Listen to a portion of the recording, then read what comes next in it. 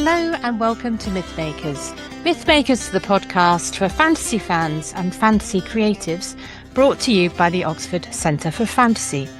My name is Juliet Golding, and today I'm continuing our series, working our way on an author's journey through the Lord of the Rings.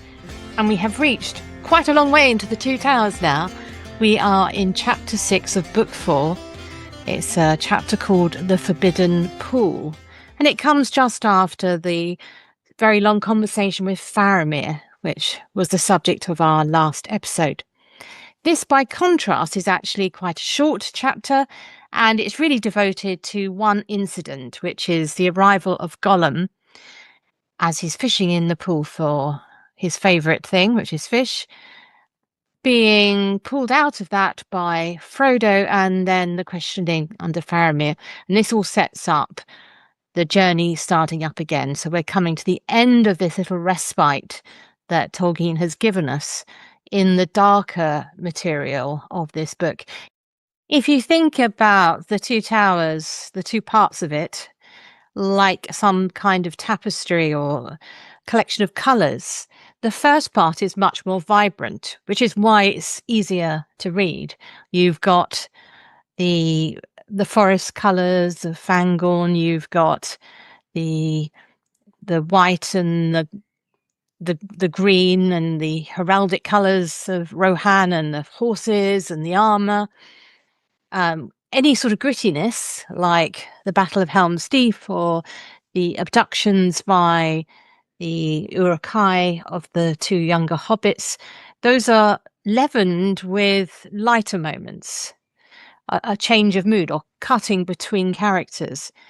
The second book, book 4, which concentrates on Frodo and Sam, doesn't have the cutaway potential because they're together, but also it is a much darker place they're going through, and the effort and the strain is also dark and subject matter.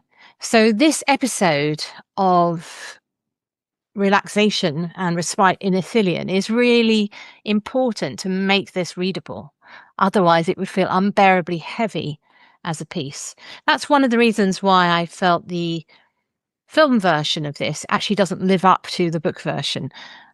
They did many great choices in the film, but I felt that that feeling of just being able to take a deep breath and enjoy meeting a new wise character in Faramir didn't come across in the film treatment. But yeah, they make choices because they've got to cram it all into a short few hours. Anyway, let's turn to what we're getting in this chapter. I would say that when I was reading it, I kept getting echoes of Shakespeare. So I think there is an element of Shakespeare haunting this chapter, which I hadn't really thought of before, but I'll point these out as we go along. So we get the sort of beginning of this is Faramir rousing Frodo from sleep. I just noticed there's lots of F's in this first very opening sentence. We got Frodo woke to... See, I'm already tripping up. Frodo woke to find Faramir bending over him. For a second, old fears seized him and he sat up and shrank away. It's almost like alliterative verse, all those F's. And here's a little sidebar. It doesn't matter with Frodo and Faramir, but on the whole, if you've got a cast of characters, it's quite good to separate out characters. Don't have too many with the same starting initial. It's difficult in a culture like Rohan, Erwin, Eomer, where it's a family reason, but just for ease of the eye reading across the page, it's a good idea to distinguish. So actually Tolkien has done this in the company, hasn't he? So we've got Frodo, Merry, Pippin and Sam all clearly distinguished by their names. So Fredegar couldn't come with them because his name's too much like Frodo. Anyway, I digress. So the details here of the moon over Ithilien and over Gondor, there's an interesting note in the companion to The Lord of the Rings that Tolkien was using a 1942 moon chart to time all of this. He has reference to the moon setting. It's only somebody who really observes his world very well who actually does more than just plonk the moon in the sky. I confess that I've been a bit lazy about that, and this is making me rethink that actually appealing to reality is a very good tip. So if it matters in your story, I don't think I've written one where it matters, but if it matters in your story and you're in a Earth type location, looking at the real data on when a moonrise rises and when it sets and using that to pace out your book is great. Also because it suggests things which the real world suggests, which your brain might not. And here we get that in the effect of the light on the waterfall, which we'll come to in a second. And then again, when the moon is setting, which I can imagine Tolkien leafing through to the equivalent of early March and thinking, oh, that's a nice detail to put in. It was interesting after our alliterative F start, when Frodo does rise up from his sort of makeshift bed, it's full of short, stuttery sentences. It seemed cold in the fireless cave. The noise of the water was loud in the stillness. He put on his cloak and followed Faramir. Uncharacteristic for Tolkien to have short sentences like that all in a run. And it seems to me to convey that sense of the slowness of waking up. You're not quite fluent and fluid. You're just trying to get to grips, and your impressions are fleeting. So I think that's what he's capturing here. Sam follows, and it's Sam who actually gives us the first bit of poetry in this chapter, because he is the one who notices the beauty of the curtain. We're briefly in his point of view. I love this description. This waterfall has provided us with a beautiful image in the last chapter, and it comes back again here, because it's now a dazzling veil of silk and pearls and silver thread, melting icicles of moonlight. That last bit, going from a more literal, what do I see, the melting icicles of moonlight launches us into Sam's poetic grasp of what he's seeing, which is absolutely beautiful. So we follow Faramir outside up to this platform where you've got a view down into the pool. This is one of those areas, if you're following in the book, it's page 292 in the 3-volume version. It's very hard to describe things, surprisingly. How much information do you give? Well, when is it too much? Here, I think one of the things I noticed is that he does describe this small scene, not an important scene in the book in many ways, the place that they're standing. He uses something like what a landscape painter would do. And of course, Tolkien himself was a fine painter, amateur painter. You use the foreground to background or background to foreground or left to right. You organize your description. And that's what he's doing here. And he even does what a landscape painter traditionally did in the 18th century. He provides a point, an accent point. Very often it was like a twisted oak or something. Here, it ends up with a man stood there near the brink, silent, gazing down. So here's the last place where our eye rests. So if you're struggling with how to describe things, it might be worth just looking at this very short little passage and see what is being done, how to control, because you can see it perhaps in your mind's eye if that's how your brain works, but you need to help the reader not feel overwhelmed by the detail, so you organize it for them. This leads us on to another of those characteristic Tolkienian moments, the high place moment, where it's Frodo now who's looking out across the landscape in front of him. I think this is doing 3 things. It's beautiful. It keeps that idea of the beauty of Middle-earth in the forefront of our mind, even though we're in the shadow of Mordor. It's grounding because we are there with Frodo. We feel present in the landscape. But also, it's connecting. So if I read you just a little bit of that. Far off in the west, the full moon was sinking round and white. There's that detail drawn from the lists. Pale mist shimmered in the great vale below, a wide gulf of silver fume, beneath which rolled the cool night waters of the Anduin.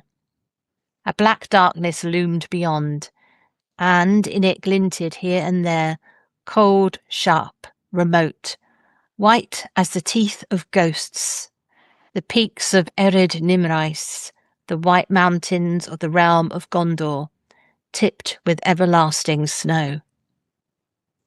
For a while Frodo stood there on the high stone, and a shiver ran through him, wondering if anywhere in the vastness of the Nightlands his old companions walked or slept, or lay dead shrouded in mist. So that's the connecting back to the story. We know more than he does. We know that, yes, all but Boromir are still alive, and they are indeed in that area that he's looking out on. But there's also some thematic connections being made. Did you notice that there's that odd description of the peaks being like the teeth of ghosts? Never really thought of ghosts having teeth. That seems to be the more of a skull thing. But we know what he's getting at, this ghostly pallor. But of course, pretty much around this time, we have Aragorn, Legolas and Gimli and the Grey Company actually going on the paths of the dead. So there's a nice connection there in the language being used. And again, we're talking about this being a well-woven tapestry, this book. That's another of these little threads that you may have missed, which is connecting the stories. And Faramir is the one who comes up and actually sort of speaks about the landscape. He talks about fair Ithil. He uses that word, the old word for the moon, which sets up the explanation which he later gives about Minas Ithil, Minas Morgul, as he says it is named. So that little note has already been planted. I really enjoyed reading this chapter because it's full of moments where I really enjoyed the language. The funny thing is, I don't think I've ever really given this chapter much thought before, because I know we're about to start the journey again. But I was struck by, for example, how Tolkien spends he makes his language really count, even on something as small as watching Gollum dive into the pool beneath. He calls it from up the top, where Amborn, who's the ranger we've already met, and Faramir, Frodo and Sam are watching. A small dark thing dived and vanished just beyond the boil and bubble of the fall, cleaving the black water as neatly as an arrow or an edgewise stone. Now, this is where I got my first little bit of Shakespeare. Boil and bubble. You can't help but hear Macbeth. Double, double, toil and trouble, fire, burn and cauldron bubble. You've got the language of the witches, the idea of a cauldron boiling and bubbling in here. We know that Macbeth was one of the plays that Tolkien read and admired, but also wanted to correct because it influenced his decision for the Ents to march on Saruman. So seeing a little touch of it here, probably it's just because those two words, boil and bubble, have become in everyone's brains a kind of an alliterative moment. But I like to hear a little bit of echo of Shakespeare at this point. Faramir is carrying on being tricky. We talked about how last chapter was all about this kind of duel of wits between Faramir and Frodo, but he's doing it again. He's staging a conversation with Anborn, knowing that Frodo and Sam are overhearing him, saying, "Oh, could it be, could it be a black kingfisher?" That kind of thing. He's probably already decided what it is, but he's waiting to see what Frodo is going to say. And when he gets to the question, shall we shoot it? There's this moment, where we get a no from Frodo and a silent yes from Sam. And this marks the different stages they are in their pity journey. Frodo has already decided that Gollum is someone he pities. He remembers the lesson of Gandalf. Sam later on reaches the same point, but at the moment he is not there. And we get Faramir using the word about Gollum, which I've only really ever seen in Tolkien, about Gollum, in fact, which is it's your gangrel companion. Now, gangrel is one of those words that seems to fit really well within Middle-earth, but it's obviously not a common usage word. But we get the idea of what that means. It means Gollum, that kind of lanky, unpleasant creature. Frodo is equally careful. If Faramir is being tricksy, Frodo is equally careful in his reply. For me, this is like they've got a set of cards which they're going to play. And they're working out who wins the hand. And actually, in this case, it's Frodo who wins the hand. Because his trump card is actually what he's here for is fish. Because he lays that down as his last card. And that changes what everybody is thinking about Gollum's motives for being in the pool. And in our situation above this pool, we then get an opportunity to see an almost completely happy Gollum. It's I think it might be almost the only time we see Gollum in his element, doing what he loves most, which is fishing. And of course, he will never be happy because he doesn't have the pressures. But there is a brief sense of him having a holiday from his cares, which is about to turn sour on him. And if he weren't pitying Gollum, it may be something which would, as a reader, make you think about. He is like a child in some ways, a child who has been ruined. So this is when he's at his sort of most childishly happy. And when Faramir asks why they shouldn't shoot this interloper into a forbidden pool, Frodo's answer is twofold. It's an appeal to Gandalf, Mithrandir, who he has taught Faramir as well. But he also is beginning to get a sense of almost like prophetic knowledge, having listened to what Gandalf told him, of course. He says, but this creature is in some way bound up with my errand. This fate of this creature shouldn't be snipped off here because it's going to be going further. Of course, which is correct. Then as Frodo goes down to try and rescue Gollum, though of course Gollum doesn't see it that way, we get overhearing Gollum's own little monologue. We have heard some of these before, particularly Sam overheard an important one where Gollum is trying to make up his mind what to do. But this one is Gollum just basically moaning to himself. And you see how his mind works. It's great. If you listen to the audio version as read by Andy Serkis, as I have, you are in for a treat because it's just very funny, awful and sweet, all those things together. And his brain goes from fish to hobbits to precious to men to fish. What's most interesting about this scene, this little bit of the scene, is Frodo's dilemma. And I think it's a very relatable dilemma because he has a moral choice here.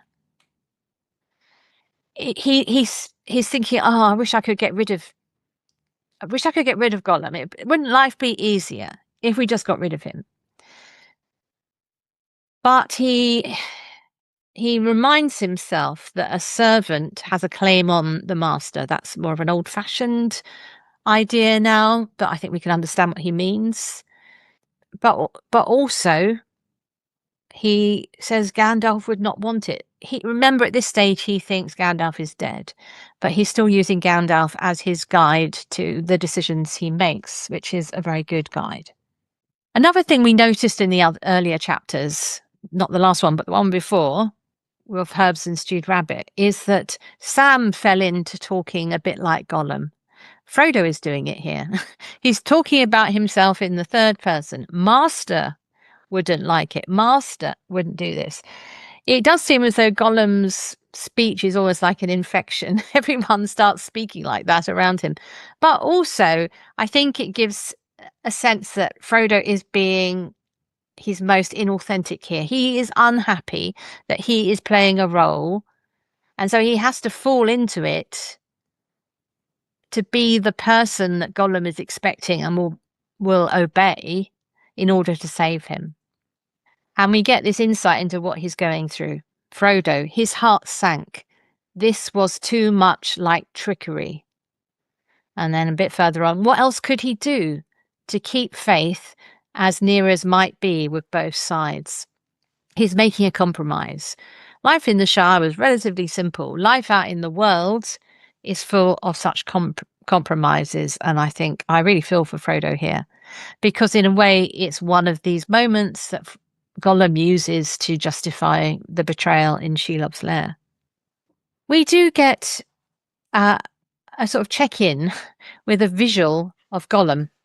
When Gollum's been taken into the caves and is brought before Faramir, we get a little glimpse of what he looks like.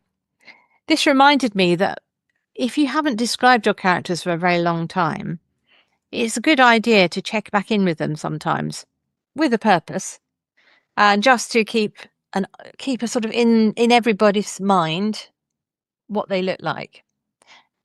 Characters can sometimes kind of disappear, particularly if there's a large cast of characters. You think, which one was that? Not that we're going to forget Gollum, but I think it's just, and it makes a point here about the contrast between this shriveled little proto-hobbit and a regal noble man. But anyway, so we've got Gollum in front of Faramir. Gollum blinked, hooding the malice of his eyes with their heavy pale lids. And a very miserable creature he looked, dripping and dank, smelling of fish. He still clutched one in his hand. His sparse locks were hanging like rank weed over his bony brows. His nose was snivelling. So we got a very physical impression of what this creature now looks like. Faramir obviously asks a question, which is, why are you here? What are you doing here? In fact, Faramir has a range of questions for him. What is your name? Whence do you come? Whither do you go? What is your business? He doesn't give his name. He doesn't really answer the questions, but he does give a truth, which is more truth than he knows, because he answers by saying, we are lost. Lost. Yeah, Gollum is one of the most lost creatures in literature. He has lost himself, he's lost his ring, he's adrift. Hopeless, a hopeless creature in many ways. But he's a hopeless creature with a bite in more ways than one, because he hits back at the people who are holding him with sarcasm. He sort of says, oh, you're all so wise, they are, so just, so very just. He means the opposite. But he's presenting that he's holding up a mirror to the people around him saying, you think you're so just, well, you've got me here as a prisoner. And of course, that self-righteousness, which he often tries, he's tried it all the way along, doesn't survive, because Faramir has worked out just how bad Gollum has been. He has a way of reading Gollum's heart.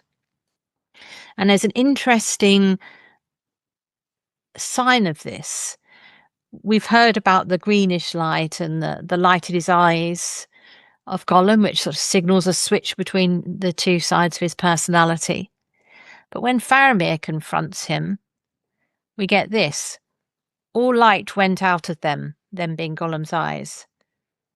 And they stared, bleak and pale for a moment, into the clear, unwavering eyes of the man of Gondor. It's the moment when all pretense is stripped away. To some ways, Gollum plays both Frodo and Sam. He plays on their pity, he plays on their need for him. I mean, Sam obviously hates it, but even Sam sort of doesn't have the power over him that a Faramir does. He couldn't bring him to this stripped down version of himself.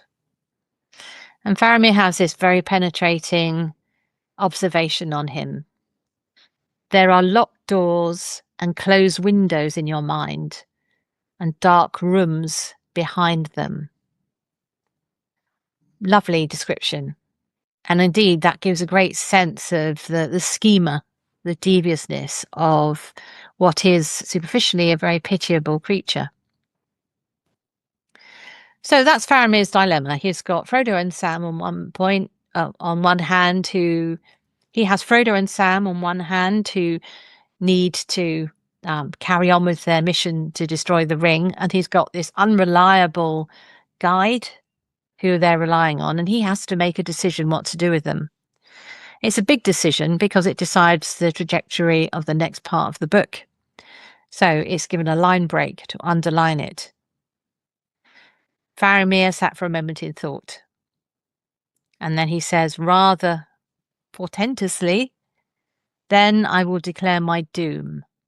Doom here is an interesting word because doom means judgment. Doomsday, that idea. But it is in a way Faramir's doom because he knows that he can be blamed by his father for making the wrong decision. So it cuts both ways. Anyway, his declaration is that to Frodo, whomsoever you take under your protection shall be under my protection and the shield of Gondor. I mean, you've got to love Faramir. He goes way beyond just letting these visitors go. He is offering his protection. It's a very sort of chivalric thing to do. And the next stage of that is to ask Frodo if he takes responsibility for Smeagol Gollum. And Frodo agrees in a sort of formal saying, I do take Smeagol under my protection. But what's lovely here is we've got a little dip into Sam, who represents the Shire. Sam sighed audibly, and not at the courtesies of which, as any hobbit would, he thoroughly approved. Indeed, in the Shire, such a matter would have required a great many more words and bows. So, little nod back to the Shire at all times around Sam. So, when that decision has been made, the next one is about where Frodo is going. And we get a tense exchange between Faramir and Frodo about the path that Gollum has suggested, or is taking them on. He mentions that the path has a name that he knows, which is Cirith Ungol. There's a little note in the companions to the Lord of the Rings saying, why doesn't he mention that means spider? He does say that a dark terror lives there and there's nothing certain in his knowledge about it. I don't know why he doesn't mention it. He knew what Ithil meant earlier. I think probably the answer is Tolkien doesn't want to show his hand too early. So just hint at it, keep it back.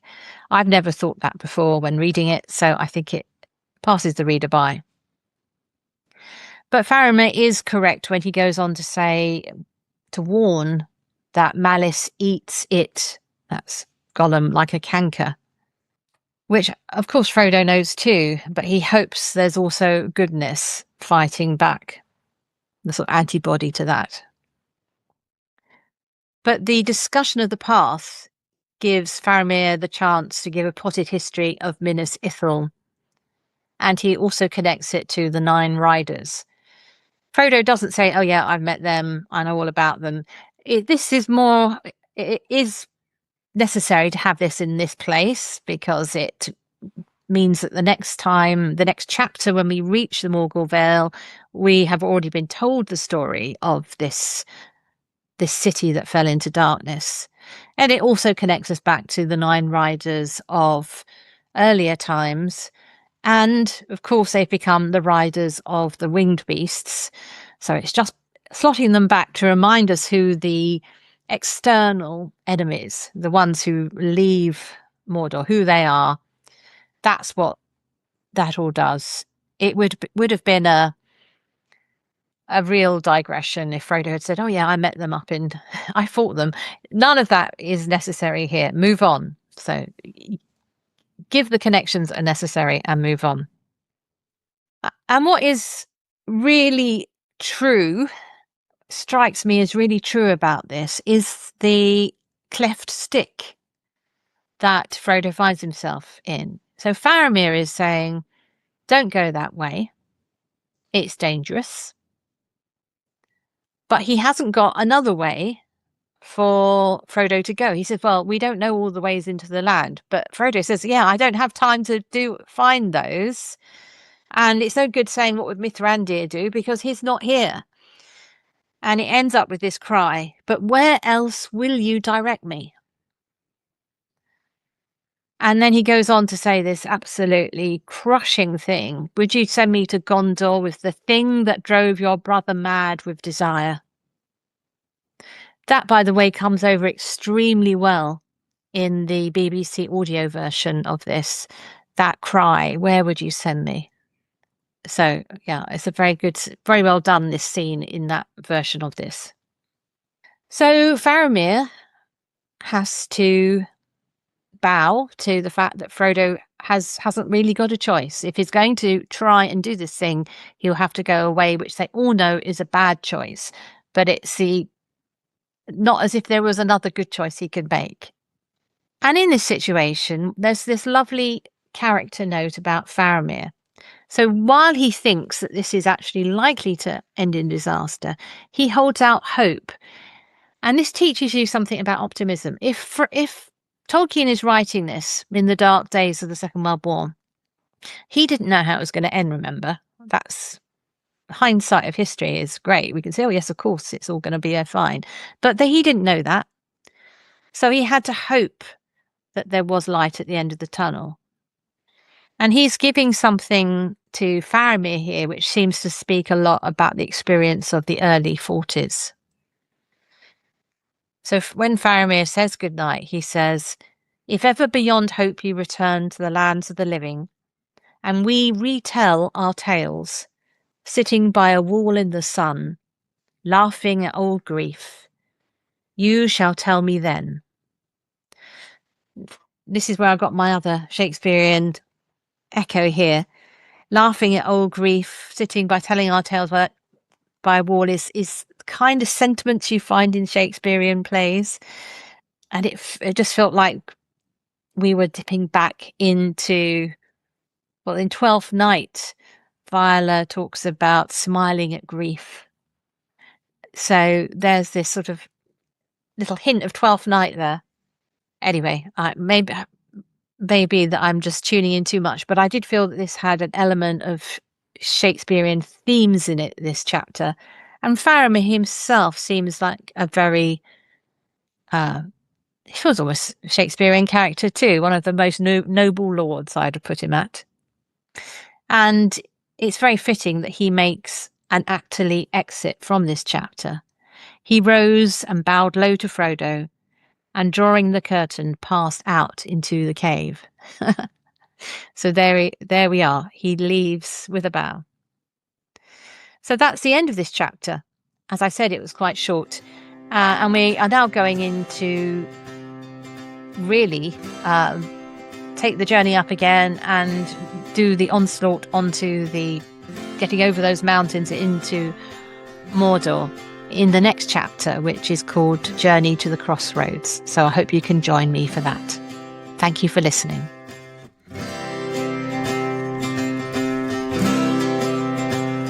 Thanks for listening to Mythmakers Podcast, brought to you by the Oxford Centre for Fantasy.